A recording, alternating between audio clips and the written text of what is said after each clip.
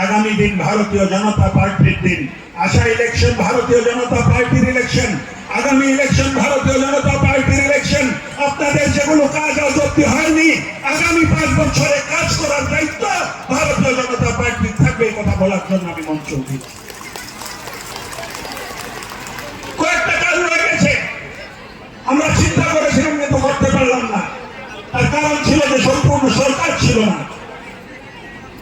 এইবার সংখ্যাগরিষ্ঠতা দেন, ভারতীয় জনতা পার্টিকে আশীর্বাদ করুন। সরাইবিল থেকে ভারতীয় জনতা পার্টির প্রতিনিধিকে জিতিয়ে দেন। একবার জিতার পর আপনারা পরিবর্তন দেখবেন। 20 বছর বিটিআরে আপনারা অন্যকে ভোট দিয়েছেন, একবার ভারতীয় জনতা পার্টিকে ভোট দিয়ে দেখেন কিভাবে পরিবর্তন হয়। আপনারা দেখলে মনে করতে পারবেন। আমরা পরিবর্তন চাই, আপনার জীবনে পরিবর্তন চাই। আপনাদের ছেলে মেয়ে পড়াশোনা করে ভালো লোক হতে লাগে, এই চিন্তা আমাদের আছে। সব ধরনের সুবিধা আপনারা পাতে লাগে, এই ধরনের চিন্তা আমাদের আছে। কিন্তু আপনারা সুবিধা পান নাই। এই সুবিধাটা কে রেখে দিয়েছে, সে চিন্তা করার বিষয়। আর এই সুবিধাগুলো কে দিতে পারবে, এই চিন্তা করার বিষয়।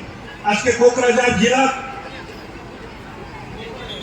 সরাইবিল অঞ্চলে জাতি মাতৃ ভেটির উপরে অনুসন্ধান হয়েছে।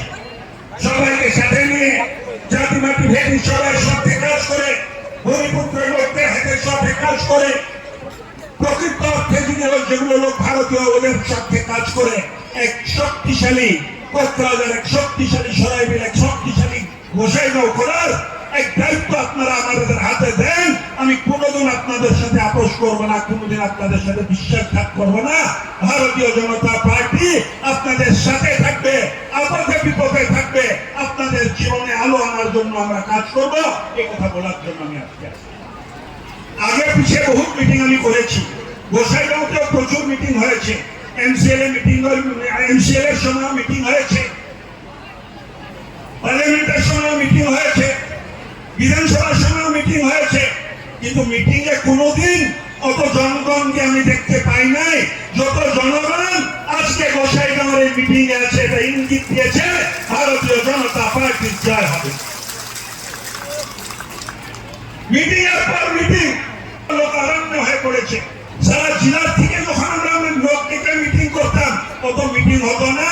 একটা এমসিএল কনস্টিটুয়েন্সির বিজয় সংকল্প যাত্রাতে যত গণগণ এখানে আছে, সবার পরিয়ালে যদি ভারতীয় জনতা পার্টিকে ভোট দেয়, কেউ ভারতীয় জনতা